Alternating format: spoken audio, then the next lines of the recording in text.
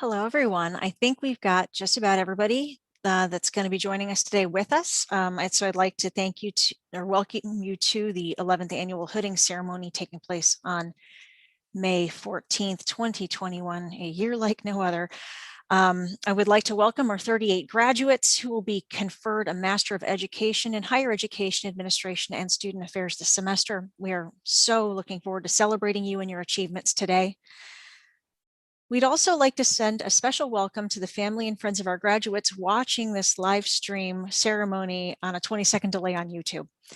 Because of the format this year, I want to mention a couple of things and provide some direction, not on how to technically use Zoom, but on how to consider using it during the ceremony.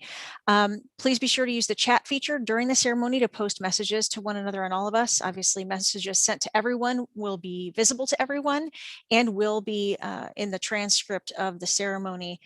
Family and friends watching via live stream on YouTube can also post comments, but they will be reflected on YouTube during the ceremony.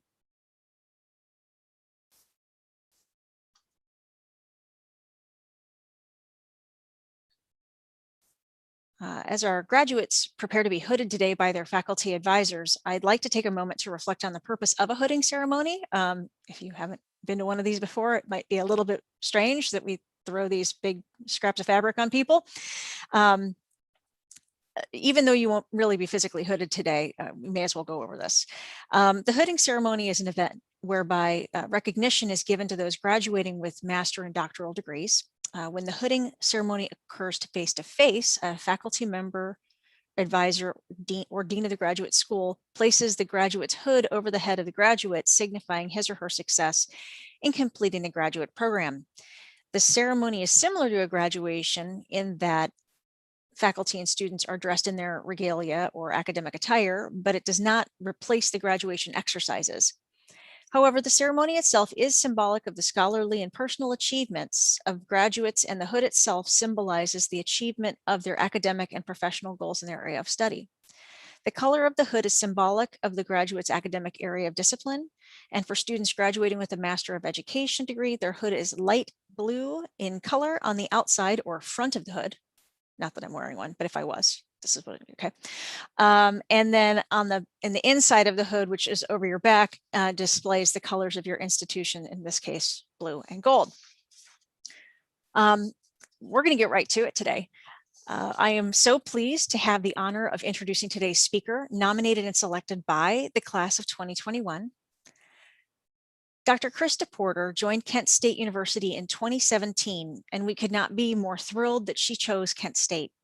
Dr. Porter is a respected scholar, critically examining policies and practices that influence the development and trajectory of Black women in higher education at diverse institutional types.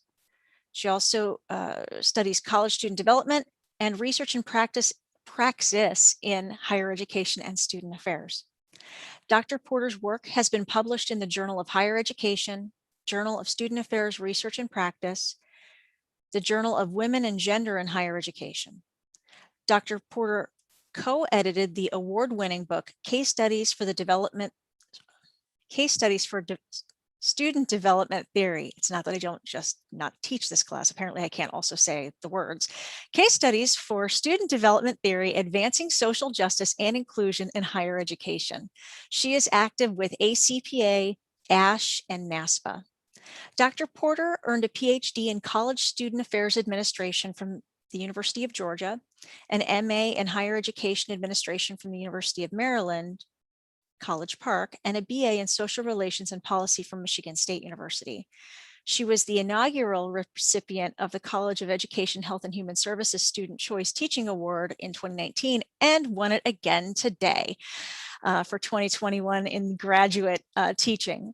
She is raising two amazing children with her partner, Frank, and when she's not doing all of these amazing other things, you might find her watching basketball, cooking, or catching up on reading. Please welcome Dr. Porter. Thank you all so much. I'm so excited to be here with you, to my fellow faculty, to the proud parents, family member, guests of our graduates. I share in the warm welcome of our Masters in Higher Ed and Student Affairs virtual hooding ceremony. To the graduates, thank you for the opportunity to speak with you this afternoon. I'm honored and privileged to be able to be in front of you today. I've prepared comments that are twofold, some for you and some for your loved ones, family, friends, partners, significant others who have and will continue to support you on your journeys. Throughout my comments, I will share a bit more about myself, important people, and a few experiences that have led me to this point. I titled this keynote, Knowing Your Why and the Systems Within Which They Exist. So my first point of knowing your why, who is on your team? Some may call it a circle, your board of directors, your village. Some may be your family members, colleagues, on campus and off. But who are the folks who have your back no matter what? Your team. I like the language of village. All members of your team or teams may not understand each part of your journey, and they don't have to because they're there for you no matter what. They may include mentors, sponsors, advisors, but it's your responsibility to know the difference because there is one.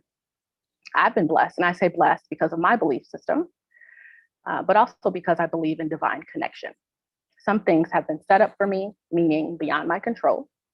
Sometimes I had to do the introducing, but other times other folks were introduced to me, and I was in the right place at the right time. My husband, Frank, and I married the weekend I graduated with my master's degree. I know parents, some of y'all are like, nope, not this weekend. I get it. It was a lot. Since obtaining my master's degree in 2006, we've lived in 4 states, working at different institutions, pursued 2 additional degrees together, and I've carried 2 amazing children. No matter the transition, though, through each season of our lives, we've picked up key members of our team, and we've had to let some go as well. Some people are in our lives for a time and a season, and some folks are supposed to be on our team for the duration. And we have to be okay with that. We also have to know when to release them. To family and friends, our profession, our discipline, the field of student affairs, student services, higher education administration, and some even call it college administration. This profession we've chosen, and some of us may argue it chose us, is difficult for some to explain, as well as it's difficult sometimes for some to understand. I feel you. To this day, some of my family members still don't really understand what I do. It's a little different now that I'm faculty. They at least know I teach and write papers. But seriously, your students are crucial support to the everyday functions of campus services.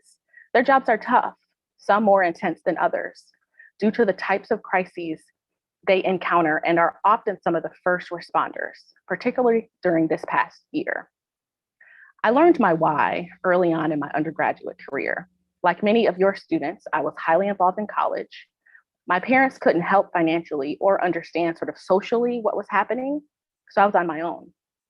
I was first generation for all my degrees. However, my siblings and I experienced college together. My twin sister and I actually graduated with our masters a year apart from one another. Then I became the first in my family to obtain a PhD. It was because the mentorship of advisors and administrators in college that I even believed I could pursue a master's degree. That's what your graduates will do and be for their students. Some of them will be that for student athletes, students in fraternity sororities, students with minoritized identities. So for instance, students of color, students with disabilities, students who are non-binary. Others will be able to reach the students who aren't necessarily involved on college campuses and choose to spend majority of their time in their room studying or in an on-campus job working because they have to. Just imagine a college campus without folks like your graduates who are equipped with the skills necessary to serve, mentor, advise, and support the variety of students who have enrolled in all of these colleges and institutions around the country and internationally. Just think about who was on the front lines in March of last year when campuses had to go remote in a matter of weeks. Who remained in constant communication with and provided emotional support to students during racial unrest, murders, and violence against Black, Brown, and Indigenous people? It was your students, our graduates.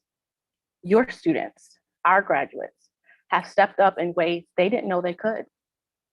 Many of our graduates overcame personal challenges, social struggles, and some barely made it through. Don't get me wrong, your students are amazing, but their assistantships and internships, rigorous curriculum and courses, some contracting COVID, And on top of increased demand to serve and to do and to be for so many others, they've still managed to process their own emotions through all of this. Y'all, give your students and our graduates a round of applause. I speak on behalf of the faculty when I say, you have been through it, you have persevered it, and you have completed it. Hear me when I say, you are enough and you are here. Please sit in that for a moment. You are here. You are here because of your efforts, but you are also here because of your team and those around you, those who have supported you and poured into you, those who you have called, whose shoulders you've cried on virtually and in person with a mask, and those with whom you've laughed with to keep you from crying. Who's on your team? So my second point of knowing your why, remain in a state of gratitude. To the graduates, yes, you have made it here and you are enough, but always remember from where and for whom you came. As Kendrick Lamar said, sit down and be humble. Humility is crucial to your future trajectory as well as your influence on others. Never forget to thank those who have been a part of your teams thus far. You did not get this far on your own merit. None of us did. You sit where you sit because of your ancestors, parents, families, mentors, professors, advisors, friends, significant others, all those who have imparted financial support, motivation, love, energy, and time so that you could have what you needed to be in the position you are today. For some of you, like my family, many sacrifices have been made on my behalf and on your behalf. For others, college and graduate school were expectations. It was never a matter of if, but when and where. But regardless of your generational and socioeconomic status, gratitude and humility are free. So use them. Third point of knowing your why is twofold. Be mobile, but also excel where you are. To the families, our profession consists of different types of colleges and universities located all over the United States and internationally. Working with students in a particular office in one region is not the same as working in the same type of office in another region. In other words, region and institutional type matters. So if your graduate is looking to move up administratively, some positions require they have experience working with different populations of students at different institutional types. So graduates, if you plan to stay within a particular region or state or nation, diversify your portfolio where you are. Be strategic when seeking out opportunities. Do so well that folks are seeking you out to serve on their committees and recruiting you for that open position or creating a position for you. Each year, when you're submitting your performance evaluation, think about short and long-term goals. What's next? Do not wait until your supervisor creates a plan for you. You take the initiative on your own. Your professional development and career trajectory are your responsibilities. On the other hand, however, be still. Take a moment to actually enjoy and learn the job. Do not be that one who is always seeking the next job or updating your resume every month in preparation to leave. Give yourself time to learn the position, the people, and the institutional politics. So, to know your why, who is on your team, remain in a state of gratitude, and be mobile, but also excel where you are. The second part of this talk is understanding the systems within which your why exists. I had the pleasure of having your students in a course called Administration of Multiculturalism and Diversity in Higher Education. In the course, we examine power, privilege, and oppression on an individual, group, and institutional level. Change and conflict are inevitable on college campuses, and I would add, in the world we live in. So knowing your why becomes all the more valuable when you can name your individual place and space within an institutional structure or a system. Families, I'm sure you've learned about your graduates' why. Your graduates are passionate about many things. I'm sure they've discussed an issue or a particular population of students with you. I know I talk all the time about how I was going to change this and that, and I was always fighting for some issue on campus and fighting for or with my students. However, similar to me, they have also realized that change can't happen overnight. and often doesn't happen within a year, depending on the type of change they're seeking. Their coursework and this master's degree has taught them that change on a college campus and in the world also depends on who's leading the federal government and the Department of Education. No matter political affiliation you may ascribe to, you have learned the politics associated with our country's leaders and the trickle-down effect their decisions and actions have on our state governments and thus institutional leadership and policies. On a more local level, conflict is going to occur simply because, well, we're putting thousands of students together who, for some, this is their first experience with students who don't look like them, think like them, speak like them, or believe like them. But unfortunately, conflict doesn't only happen among the students. It will happen among you and the administrative leadership at the institutions where you work, because there will be times when you're advocating on behalf of these students and others don't necessarily agree with you. Others don't see what you see. So what will you do? How will you maintain your why? How will you continue to show up in a system when it doesn't necessarily show up for you? To the students, incidents we have seen and experienced on college campuses in the past several years started with smaller incidents, smaller signals, red flags, reporting, signs. Somebody said and knew something. But again, how will you maintain your why when the institution or your department doesn't necessarily show up for you or those students? This is not meant to be a gloom and doom type of question or a speech for that matter, but this is a very honest question I've had to ask myself more often throughout my journey. Some of you may not have to ask yourself that question, but most of you will. Within the span of a few years during my master's program and shortly thereafter, I was racially and sexually harassed. I had KKK written on my apartment door, and my apartment was vandalized while living in a fraternity house. I was a director, and told to my face by senior level administrator to be quiet and trust the process. While on campus with the white man who racially and sexually harassed me and other Black student employees, we were continually laughed at by police officers who all knew we had filed an investigation. So much for confidentiality, right? Throughout that process or processes, I often ask myself the question, how would I maintain my why when the institution wasn't showing up for me or them? I saw my students through the process and I decided to leave. I couldn't remain in a place that was toxic, and I couldn't work for folks who were unable to acknowledge my well-being as valuable or worthy. There was much more that I could have done legally, but I was tired and I needed to walk away whole.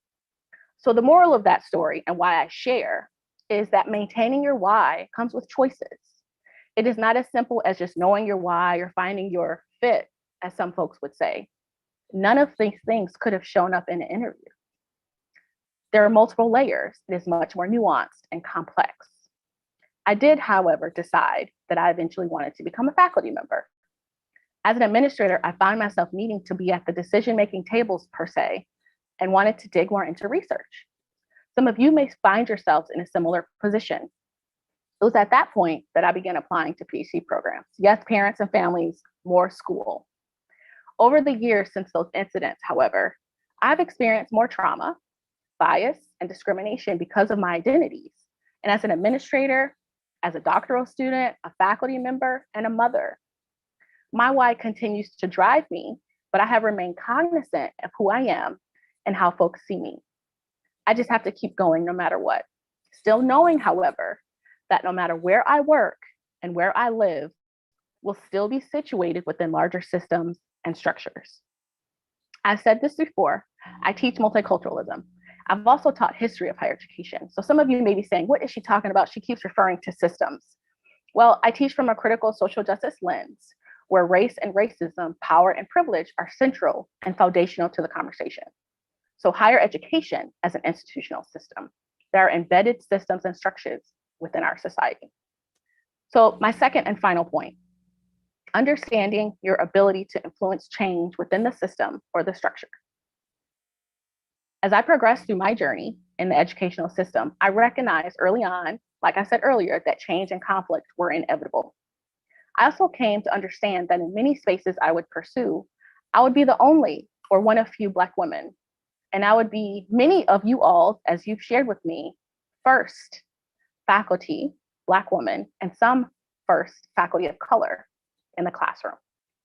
Some of you were also the only one or one of few in your graduate courses, in your cohorts here at Kent State. For me, I take this task on with deep appreciation, but great responsibility, similar to how I hold on to the fact that I'm the first and only in my family to have a doctorate. The academy, or system of higher education, is a challenging endeavor for me as a faculty member because of gendered racism does not disappear just because I have a PhD. However, no matter the trial, I'm honored to stand in front of you each day. Being an administrator and advocating for students like you do and will continue to do in your jobs is one thing, but being able to influence and help shape minds in the classroom is something completely different. Being able to research, write, and produce scholarship and literature that is then taught in the classroom and that you all read is gratifying and residual. That has been and will continue to be a part of my why. In the multiculturalism class, we talked a lot about how we enact change broadly, but more specifically within our spheres of influence. No, you may not be able to change the structure, eliminate racism, anti-Blackness, transphobia, sexism, classism. But what are you doing within your circle, within your sphere of influence? No, you may not be in front of a formal classroom like we are, teaching and helping shaping the minds of students. But do you have to be in a classroom to do that? You don't have to be in a position of power to influence change. Change can happen when minds are opened in conversation, dialogue, healthy debate. You are equipped and you have the skills to foster dialogue among your residents, students, and colleagues. You can create trainings, workshops, course curriculum, and provide and propose funding to upper level administration at your new and current jobs. Think broadly, but also think locally. Your sphere may be small, but it's still a sphere. Incremental change is still change. Make it happen and make it yours. To know your why is to know who is on your team, remain in a state of gratitude, and be mobile, but also excel where you are. It's to know the system within which your why exists. It's to answer the question, how will you maintain your why and continue to show up in the system when it doesn't show up for you? And it's to understand your ability to influence change or your sphere within that system or structure. You can't control the structures or systems, but you can control how you act within them and respond to them. To the master's class of 2021, and on behalf of myself and my higher ed faculty colleagues, it has been such a pleasure watching you grow, learning with you, and preparing you for whatever is next. We are better because of you. We hope you feel the same. Congratulations. Peace.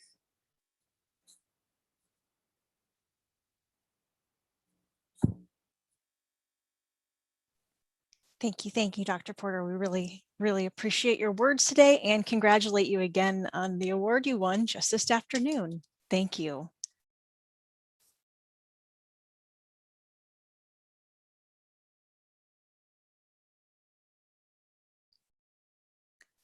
So now we will move to the part of our virtual hooding ceremony that involves hooding our graduates. We will begin with Dr. Mark Kretovics and his advisees. We are going to keep everyone's microphones muted, but please don't let that stop you from using the chat function and cheering people on from your homes. I'm going to remind our faculty that when you read your advisees' names, please pause as Gustavo and others have put together a presentation that has our students' photos and a short statement to go as they graduate. And hopefully everyone can actually see my screen share. Hopefully you're seeing Dr. Mark Kretovics' name. Awesome. Thanks, Jelly, for the nods. I appreciate you. Okay, without further ado, Dr. Kretovics, go right ahead once you unmute yourself.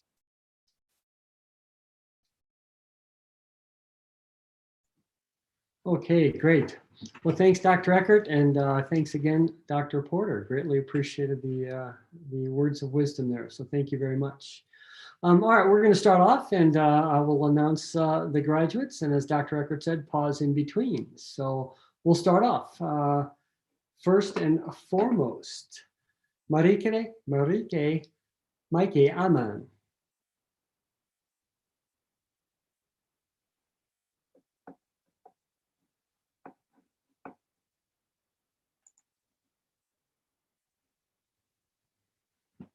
well.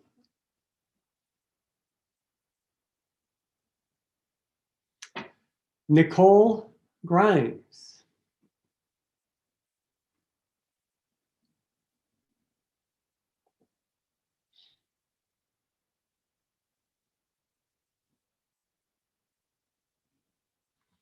Alyssa Henderson.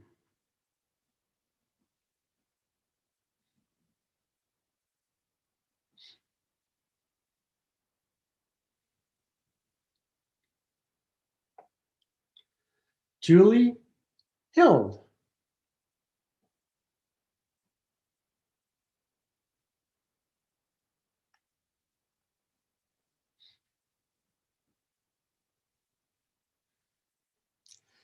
Kenyatta Reed.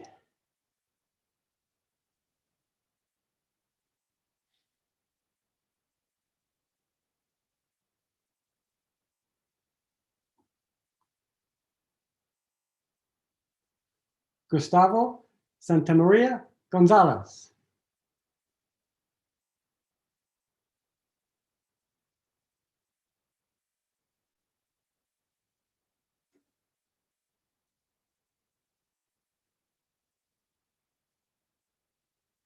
Samantha Strickland.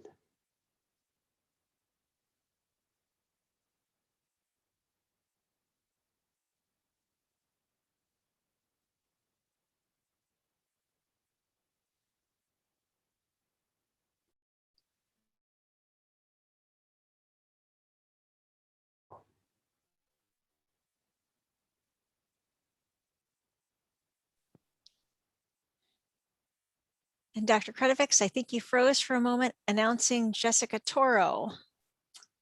Try it again. Jessica Toro. We're rolling with this online format. Thank you. All right. And that concludes Dr. Kredovix's advisees. Please give yourselves a virtual round of applause.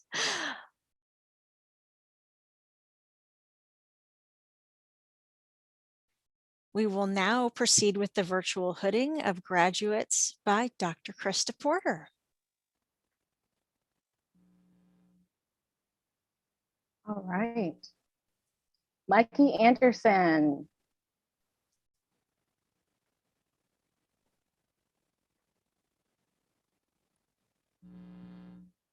Jessica Coverdale.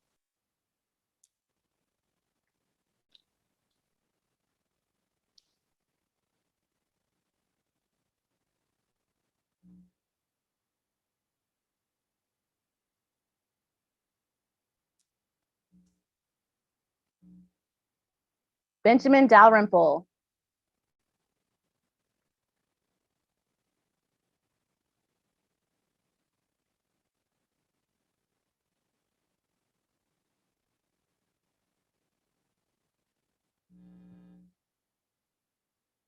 Najel Jelly Gilmore.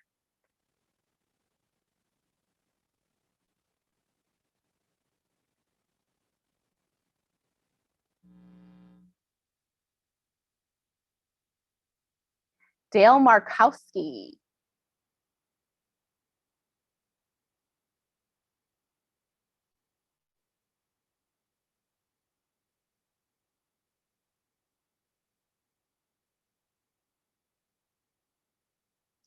Cassie Piantrantozzi.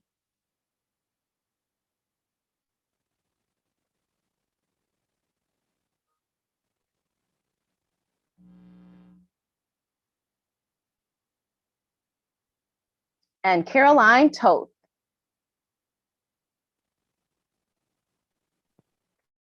Please give a round of applause for the advisees of Dr. Krista Porter.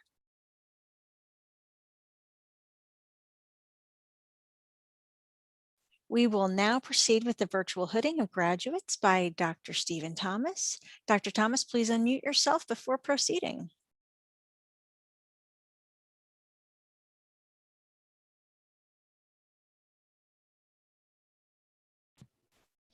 Okay, can you hear me now? As a Verizon commercial would say. Let's start with Joanna Cardarelli.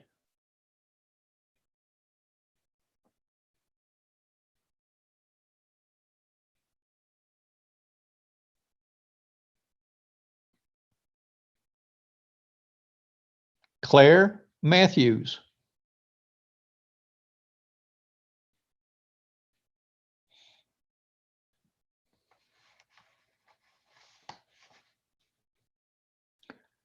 Well, Adam Nowicki isn't attending, but his name was next.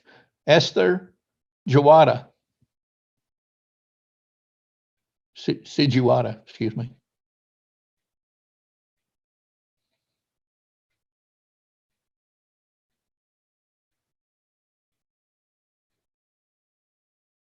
Hannah Sisler.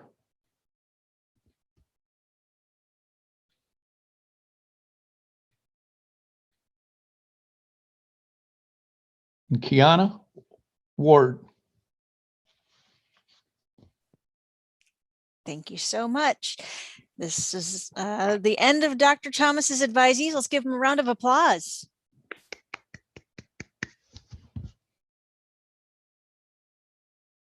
We will now proceed with the virtual hooding of graduates by Dr. Martha Merrill. Thank you. We first have Samantha Bobek.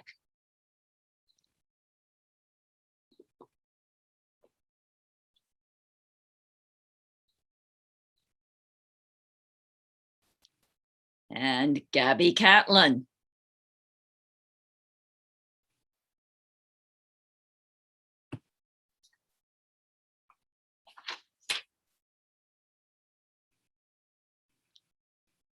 And Desiree Dube.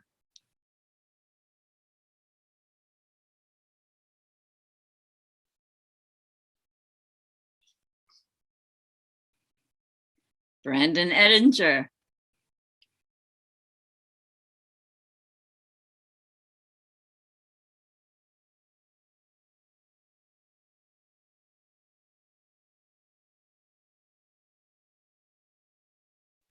Evan Kaiser.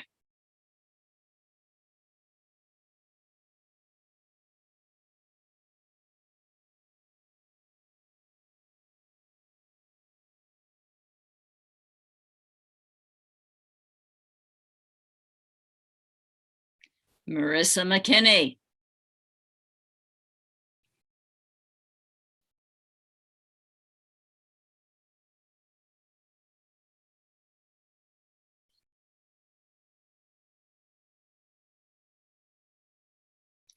Lindsay Nelson.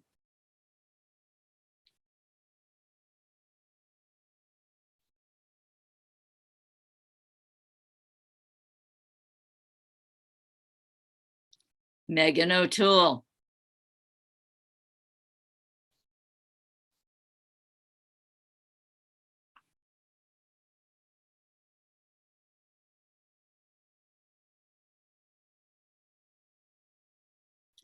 Alex Silverio.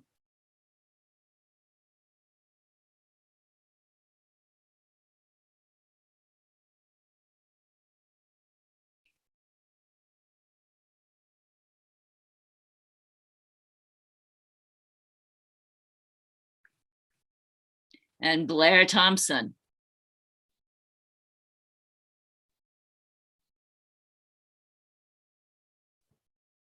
And that concludes the advisees of Dr. Martha Merrill. Let's give him a round of applause.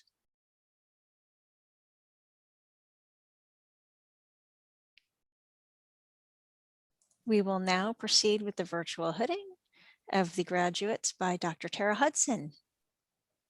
All right. So of course we saved the best set of graduates for last. All right, Jimmy Bowen.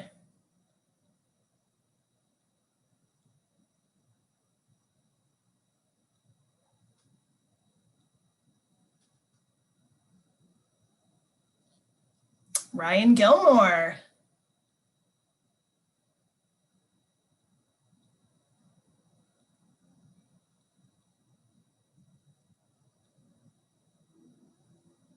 Jason Littleford.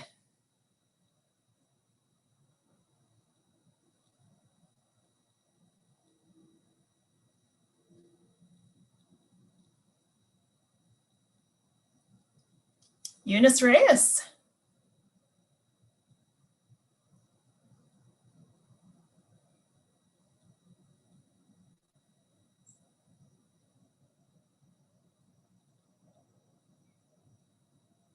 Monica Walker.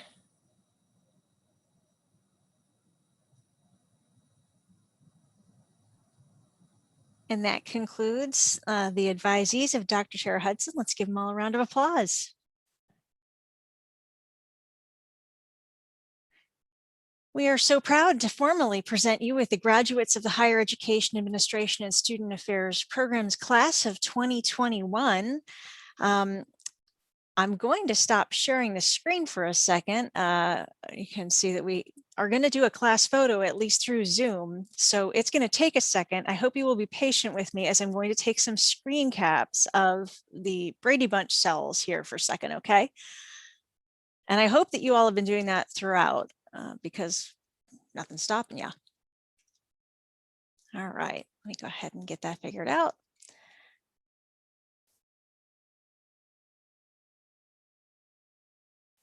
Okay, I think we span a couple pages, so bear with me for a second, okay?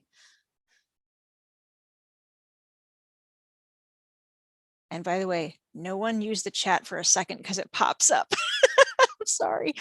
All right, here we go. I'm going to take some pictures. 1, 2, 3. And hold on a second. Gotta go paste that somewhere, you know.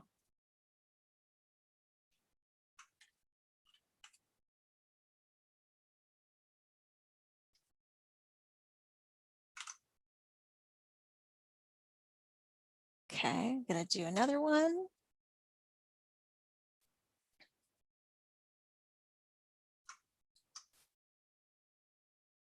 One, 2, 3.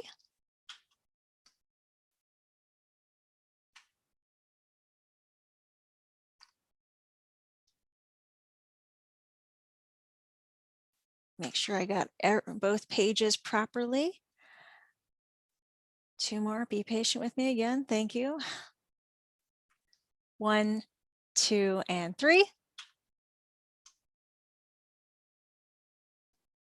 And I'm just going to check this one to make sure nobody's eyes are closed because you know that's what we're all going to look for. Oh, y'all look fabulous. Fabulous. Okay. Thank you. So with that, I would like to invite Dr. Mark Kretovics, Master's Program Coordinator, to conclude today's ceremony.